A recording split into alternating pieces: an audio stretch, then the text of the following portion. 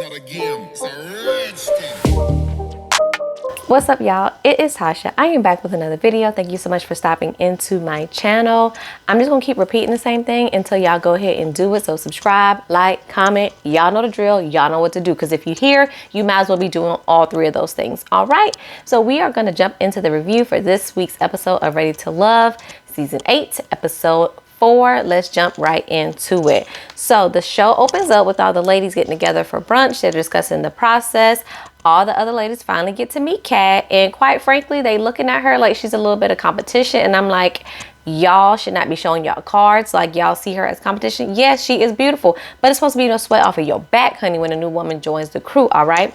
Tommy then tells them that he has another little event for them this week. They are going to go to a hoedown with the guys. So it will be all the women, all the men in a group together. And Lee says she's looking forward to that because it gives her a chance to see, who she feeling. It gives her a chance to see who, her feeling might be feeling, or who other people might be feeling, and who feeling each other. Okay. So we get to kind of see better than these just little one-on-one dates of, who got their eye on each other. Okay. Next scene, we see Sierra. Child, Sierra looks like she is fresh out of a Rihanna or Beyonce video. Gorgeous. But I was like, girl, where is you going to? What is we doing? Okay.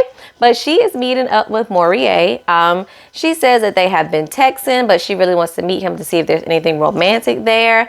And y'all, I'm sorry, but when I look at Morier, it looks like he definitely has like a really nice texture of hair. Maybe he has like a 3C going on there, but I really need him to let it go. It's aging him, in my opinion, and I don't really like that. He's looking like somebody uncle ready to shake a leg with his cell phone clipped to his hip and a headpiece on for his Bluetooth. That's just the vibe that the hair is giving me, especially with the turtleneck. So I want him to kind of let that go and reevaluate his choice of haircut. Just my personal opinion, y'all. But he tells us the same story we've already heard with the ex, and saying, how his ex was not over her ex, so therefore that's why she is the ex. And I did see on somebody's Instagram stories a picture of him, and there was a caption of, when you see your ex lying about you on TV or something like that. And I was like, let me find out. We got some tea going on with Maury. He trying to come on here looking like the nice gentleman, but let me find out. You out here lying on your ex / the mother of your child, sir. I didn't go down the rabbit hole because I just try to focus on what they show us in the episode. But I did catch that little bit of tea over the weekend, okay? Anyway, Sierra tells him that she's been single about 5 years by choice. She says she can get a man as quick as she get food, honey. Okay. Morier tells her that he has felt most comfortable around her. And he says, I've told that to other people as well, so don't think I'm running game on you. She says she agrees that their conversation has been really organic. It's easy to talk to him. He says he wants to be sexually attracted to his best friend, aka Sierra, aka any woman that gives him attention, in my opinion. We then see Lee meeting up with Red. I don't know why she is meeting up with his funny looking self, but here we are. She asks him if he can see his future yet in this process, and he says he's hopeful. Okay.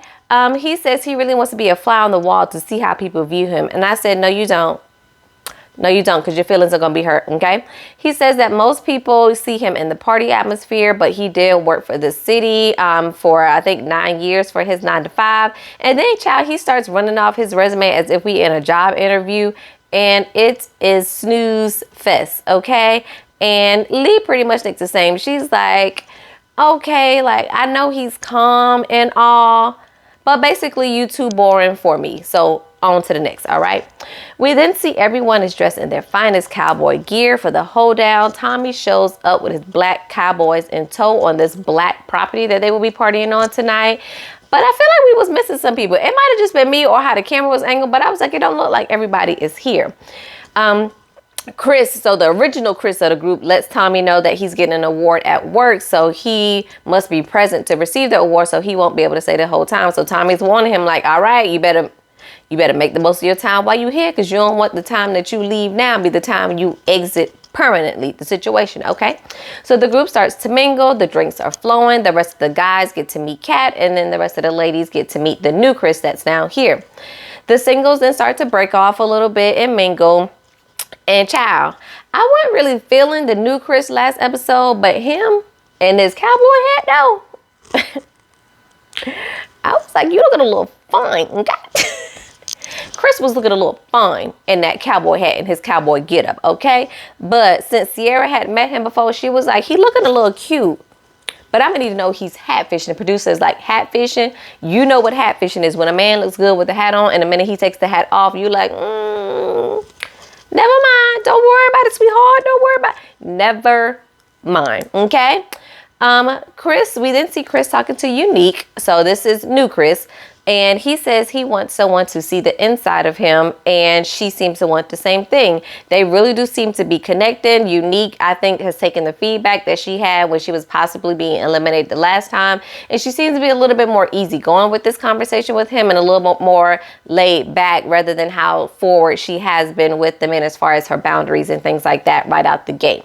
We see Herbert and Janelle are close and cuddly on a hammock, child. And this was the first time I really thought Herbert was cute. All the other times I'm like, he all right looking. But in this atmosphere, for whatever reason, he was looking a little bit cute as well. Janelle lets us know that Herbert and Quentin are her top two men right now. But, you know, her and Herbert in this hammock, getting a little hot and heavy. It's getting a little flirtatious. It's getting a lot of sexual energy is happening between the two of them, child. And then Quentin eases on over and he's like, all right, now y'all get a little bit too close. Y'all getting a little bit too close. Janelle don't be getting too comfortable with this man, okay? Because both of them have their eye on her. We see Red is talking to Unique yet again. And I'm wondering why. Why are we now here for another time? This is only episode 4 and y'all have had this conversation, this one-on-one happened. Every episode so far, have we had to talk about this? Like, I'm over at this point. But he says he needs to talk to her so that there is no beef or animosity because he really don't like bad vibes since one of the guys are going home. He says if he feels someone doesn't like him, then he really tries to keep the peace. And I'm like, again, what does this have to do with anything? Like, sir, she is not going to be the one to keep you in this thing if you acting like that she's going to be the deciding factor, okay? Unique tells him, I still feel the same way that I felt, and that's okay. And you can still feel the same way that you feel. It is okay. Our feelings can be the feelings that they are, but basically you're not going to try to change my views on you and how I feel. He says he's still, trying to get to talk to her because she really didn't get a chance to get to know him like that. And Red, what I'm going to need you to understand she doesn't have to get to know you like that. Whatever she currently knows apparently is enough for her to not be feeling you. And that is fine. She doesn't have to know everything about you and then make a decision on how she feels about you. She can make a decision about you based on the current information that she has. I don't care if it's only 5 minutes of information. If she ain't getting the vibes from you within those 5 minutes, she is free to move on and you are free to let it go. Okay? All right. I just don't understand why he feels the need to prove himself, act like she's tarnishing his name in these streets. He has to act like, you don't know who I am, blah, blah, blah. I'm the king of the city. Child, Unique stayed in this conversation much longer than I would have because I would have just left him sitting there talking to himself. To be completely honest with y'all, he would have been more embarrassed because I would have left him sitting there talking to himself, trying to prove a point about who he is and how Unique don't know who he is in these streets, okay? You making yourself look worse every conversation you have with her, Red. Just FYI, it's not making you look like a man. It's not giving whatever you think it's supposed to have gave, okay? So everyone continues to mingle. Aries and Philip step away. They're flirting with one another and they're really excited to be spending time with each other. I really like the two of them together. And then we see Kira, she with her white boots on again, child, because the men, they did love it. But she is talking to Marvin and she brings up again him wanting to move to the Caribbean. And she tells him that made her a little bit worried. Marvin says he isn't opposed to having a family in Texas because, it seems to be a nice place to raise a family. But his previous plans as far as wanting to move to the Caribbean was with only him in mind. So he says he will be open to talking to his partner and seeing exactly what it is that she wants. Again, no surprise, Kira sees that as a red flag because she isn't sure if he's being genuine or if he is just telling her whatever it is that, you know, she wants to hear. Kira, I think you don't truly know the definition of a red flag.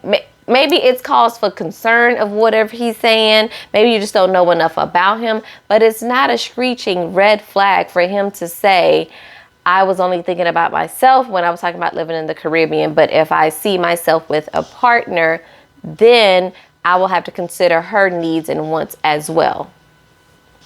Until you know more, or until he's proven himself to be a liar, like you just gonna have to go off what the man is saying and not scream that everything is a red flag, because who hurt you, okay? So we see Herbert and Kat talk.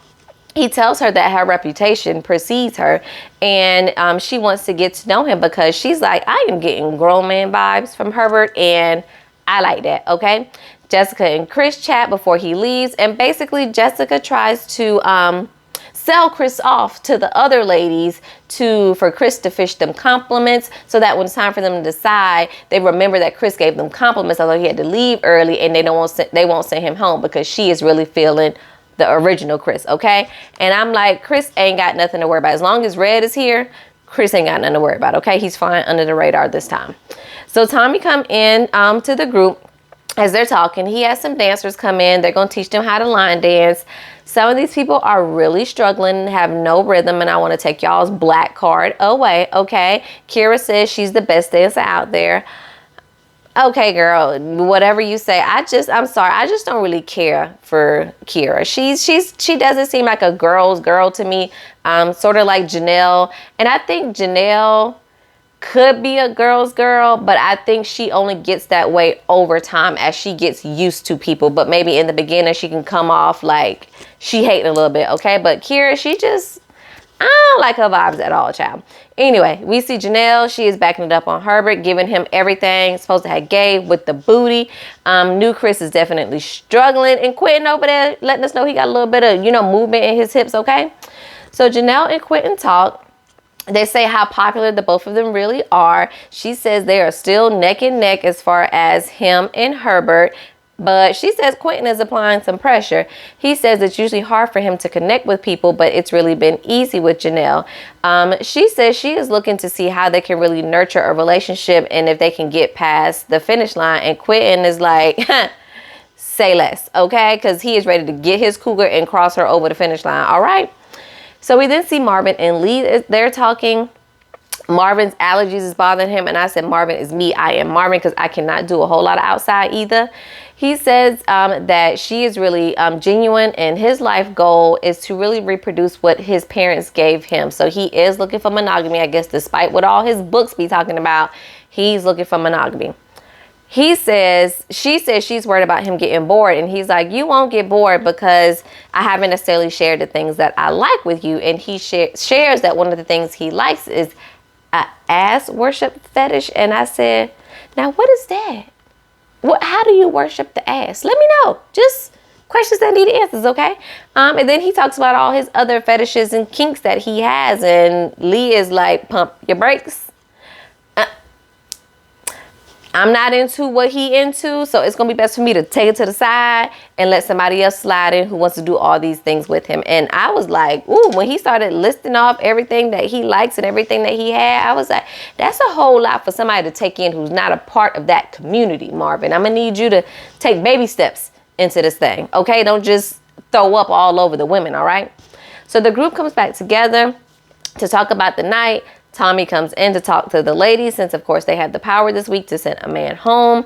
They talk about who they are feeling, and essentially they feeling everybody except for Red, and Marvin is getting a little bit of the side eye. Janelle mentioned New Chris, but I'm like, girl, these ladies think New Chris is fine. They is not about to eliminate him, okay? They have not had enough time with him, so he ain't going nowhere. So it's basically between Red and Marvin. We see a little bit of the fellas talk about how things are going, and then Tommy comes in to gather everyone to share who is going home. Jessica steps up to the front. She is the spokeswoman for the women this week, and she calls up Marvin and Red. Marvin says he's a little bit surprised, but also not really because, he is different, and he knows that, and it's basically gonna take kind of a special woman to be with him. Red says he is nervous. I'm like, I don't know why, because obviously you can't read the room, because none of these women have really given you a lot of serious play for you to feel like you are secure in your spot here, sir. So Jessica tells Marvin that his stories are the things that have given some of the women pause. It's like he seems to change up his story based on who he is talking to. I don't know what part of the story that is, because I feel like all we've heard him say is talk about his kinks and then talk about wanting to move to the Caribbean.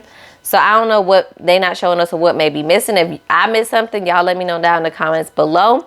And then they say for Red, the women just wonder who he really is outside of his connections, because he just tries to basically rely on his thought job as, you know, the thing that's going to get him through the door, because everybody's going to be impressed that he's funny, he can DJ, he knows all these different people, he has all these connections, when really a grown woman who wants you for you and really wants to love you and not for the things or the access that she can have, she ain't gonna really be impressed by none of that, because she can get her own of whatever it is that she needs. She wants you to bring the things that she necessarily can't buy herself. Okay, Red? So you can just move on and miss us with all that.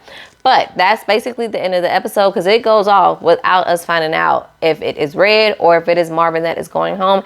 And I feel pretty confident that it's going to be Red, just because he's disliked a little bit more in the group. Really, I feel like the only thing Marvin has going that the ladies kind of don't like is the kinky stuff. And hell, it may be a lady in here that liked the kinky stuff, but she just don't want to let everybody on TV know she liked the kinky stuff. Okay.